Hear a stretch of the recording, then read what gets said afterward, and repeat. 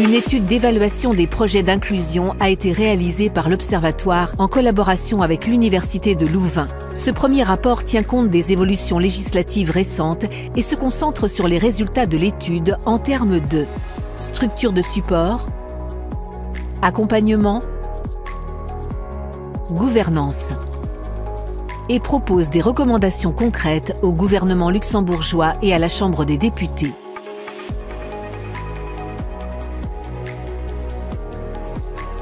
En 1881, les enfants ayant un handicap étaient expressément exclus du système scolaire.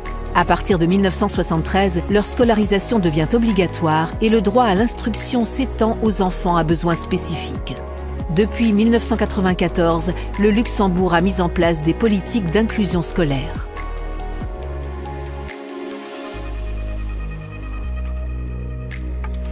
Le Luxembourg ne possède pas de base de données centralisée sur les élèves à besoins spécifiques, ce qui bloque la mise en place de politiques éducatives basées sur des faits probants, ainsi que l'équité des ressources et la qualité de la prise en charge des élèves à besoins spécifiques.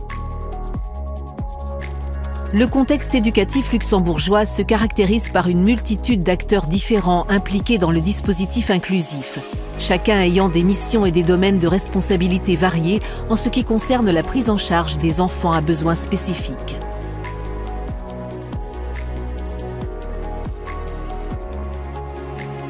Depuis l'année scolaire 2017-2018, aucune donnée nationale n'a été publiée concernant l'inclusion scolaire des élèves à besoins spécifiques. Malgré ce manque de données, 700 nouveaux postes ont été créés au cours des 5 dernières années pour soutenir les élèves à besoins spécifiques.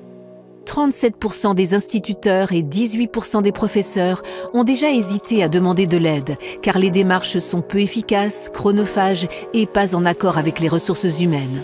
Il y a une attente de plus ou moins 10 mois avant que la prise en charge d'un élève puisse commencer. Les enseignants admettent manquer de connaissances sur les procédures administratives et les rôles des autres acteurs scolaires impliqués. Pourtant, tous les acteurs scolaires rapportent se sentir compétents à collaborer avec d'autres acteurs et que ces collaborations ont le plus souvent lieu au niveau de l'établissement scolaire. Il est donc nécessaire de promouvoir la mise en réseau de tous les acteurs concernés et ceci au-delà du niveau local. Sur la base des résultats présentés, l'Observatoire propose 3 recommandations. 1. Il est essentiel de collecter des données complètes et à jour sur l'inclusion scolaire au Luxembourg, en particulier en ce qui concerne la scolarisation des élèves à besoins spécifiques, afin d'informer, sensibiliser et garantir au mieux l'efficacité de l'inclusion scolaire.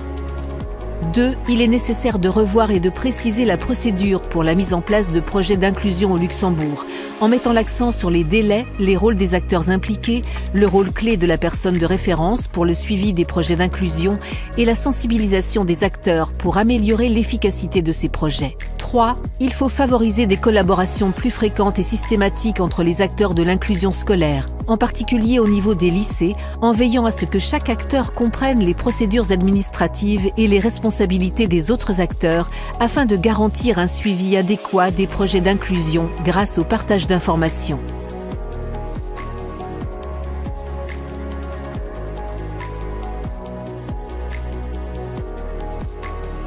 La publication d'un deuxième rapport sur la situation des élèves à besoins spécifiques en inclusion au Luxembourg est prévue en 2024.